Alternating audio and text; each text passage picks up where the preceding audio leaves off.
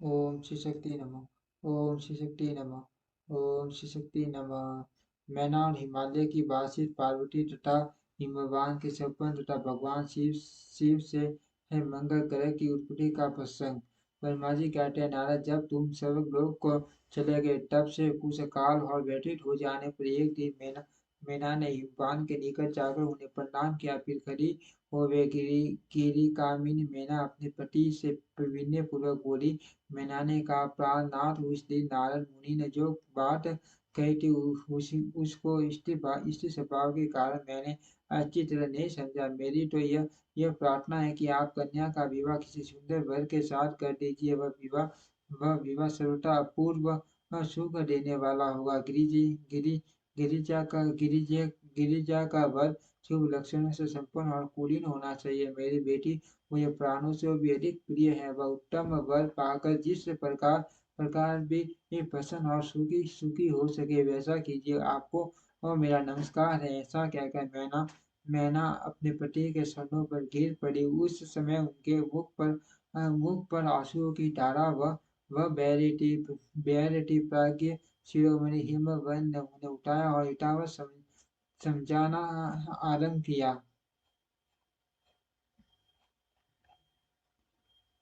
हिमालय बोले, देवी देवी मेनके, मैं यथार्थ और तत्व की बात बताता हूँ, सुनो। भ्रम छोड़ो छोड़ो। मुनि मुनि की बात कभी झूठी नहीं हो सकती। यदि बेटी बेटी पर तुम्हें स्नेह है तो उसे सादर शिक्षा दो। वह भक्ति पूर्वक सुष्टि से भगवान शंकर के लिए तप करे। मेन के यदि भगवान शिव प्रसन्न होकर काली का पानी ग्रहण कर लेते हैं तो सब शुभ ही होगा।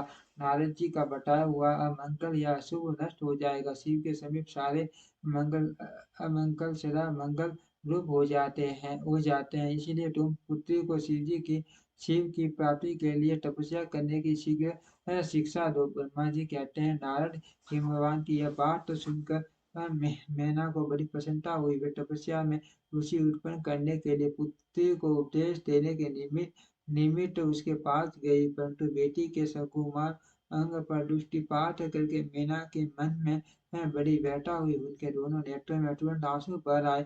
फिर तो कीरी प्रिया मैना में अपनी पुत्री को उपदेश देने की शक्ति नहीं रह गई। अपनी माता की उस चेष्टा को पार्वती जी शीघ्र ही टाल गई।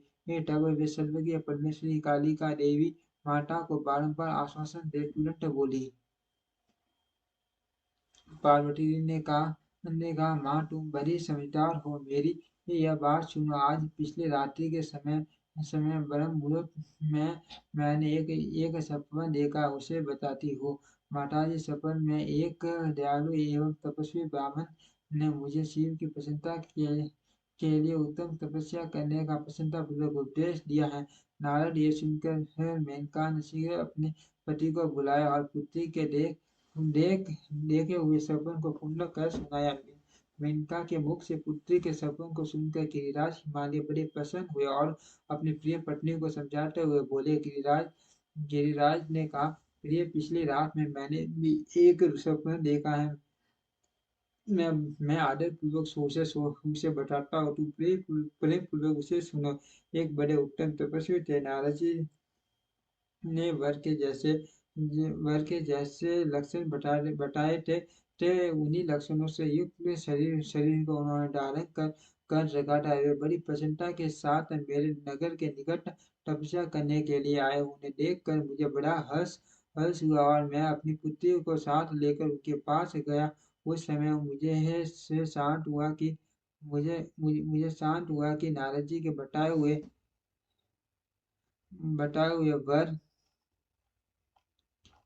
वर भगवान शंभु यही है। तब मैंने उन तपस्वी की सेवा के लिए अपनी पुत्री को उपदेश देकर उनसे उनसे भी प्रार्थना की कि वे इसकी सेवा स्वीकार करें, परंतु उस समय उन्होंने मेरी बात नहीं मानी। इतने में ही वहाँ सांख्य और वेदांत के अनुसार बहुत बड़ा विवाद छिड़ गया।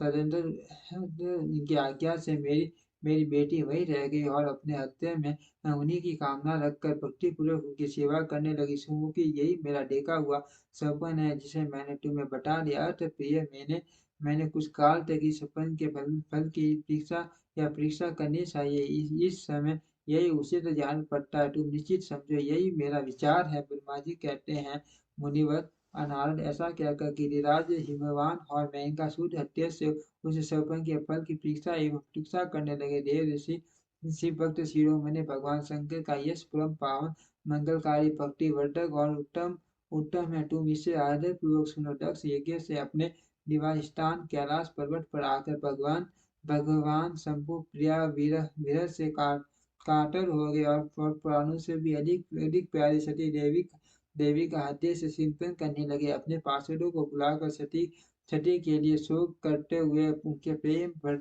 वर्धक गुणों का अत्यंत प्रीतिपूर्वक वर्णन करने लगे। यह सब उन्होंने सांसारिक गति को दिखाने के लिए किया। फिर गृहस्थ आश्रम की सुंदर स्थिति तथा नीति रीति का परित्याग करके वे दिगंबर हो गए और सब लोगों में उन्मत्त की भांति भ्रमण करने लगे। लीला लीला कुशल होने के कारण विरही की अवस्था का प्रदर्शन करने लगे। सती के विरह से दुखित हो कहीं भी उनका दर्शन न पाकर भक्त कल्याणकारी भगवान शंकर पुण्य कैलाश गिरी पर लौट आए लौट आए और मन को ये को वश यत्न पूर्वक एकाग्र करके उन्होंने समाधि लगा ली, और जो समस्त दुखों का नाश करने वाली है। समाधि में वे अविनाशी स्वरूप का दर्शन करने लगे। इस तरह तीनों गुणों से रहित हो गए भगवान शिव काल तक सुस्थिर भाव से समाधि लगाए बैठे रहे।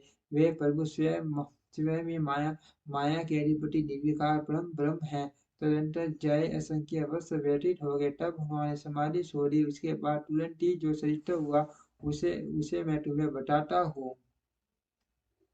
भगवान शिव के ललाट से उस समय श्रम जनित पसीने की एक बूंद पृथ्वी पर गिरी और तत्काल एक शिशु के रूप में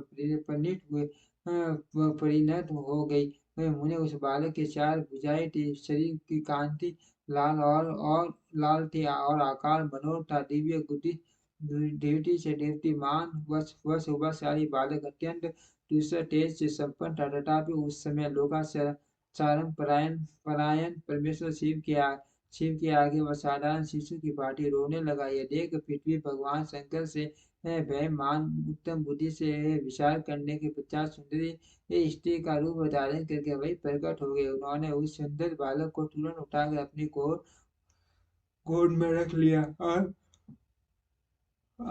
अपने ऊपर प्रकट होने वाले दूध को स्तन नयन के रूप में उसे पिलाने लगी। उन्होंने स्नेह से उसका मुंह सूंघा और अपना ही बालक मान हंसकर उसे खिलाने लगी। परमेश्वर शिव का हित साधन करने वाली पृथ्वी देवी सच्चे भाव से स्वयं उसी की माता बन के संसार की सृष्टि करने वाले परम कौतुकी एवं विद्वान अंतर्यामी शंभु वह चरित्र देख कर हंस पड़े और पृथ्वी को बचाकर उनसे बोले, हे धन्य तुम धन्य हो, मेरे इस पुत्र का प्रेम पूर्वक पालन करो। यह श्रेष्ठ शिशु मुझे मान तेजस्वी शंभु के श्रम जल पसीने से तुम्हारे ही ऊपर उत्पन्न हुआ है। वसुदेव यह प्रिय कार्य बालक यद्यपि मेरे श्रम जल से प्रकट हुआ है, तथापि तुम्हारे नाम से तुम्हारे ही पुत्र के रूप में इसकी ख्याति होगी। ये सदा तीव्र तापों से रहित होगा, अत्यंत गुणवान और भूमि देने वाला होगा। यह मुझे भी सुख प्रदान करेगा। तुम इसे अपनी रुचि के अनुसार ग्रहण करो। ब्रह्मा जी कहते हैं, नारद ऐसा कहकर भगवान चुप हो गए। उनके हृदय में विरह का प्रभाव कुछ कम गया। उनमें विरह का क्या उनमें विरह क्या था। वे लोकाचार का पालन करते थे। वास्तव में सत्पुरुषों के प्रिय श्री रुद्रदेव निर्विकार परम परमात्मा ही है। शिव के उपयुक्त आज्ञा को शिरोधार्य करके पुत्र पृथ्वी देवी शीघ्र ही अपने स्थान को चले गए। उन्हें अत्यंत सुख सुख मिला। वह बालक पौंग नाम से प्रसिद्ध हो युवा होने तुरंत काशी चला गया और वहां उसने दीर्घ काल तक भगवान शंकर की सेवा की। विश्वनाथ की कृपा से ग्रह की पदवी पान वे भूमि कुमार शीघ्र ही श्रेष्ठ एवं दिव्य लोक में चले गए। यह शुक्र लोक से परे। ओम श्री शक्ति नमः। ओम श्री शक्ति नमः। ओम श्री शक्ति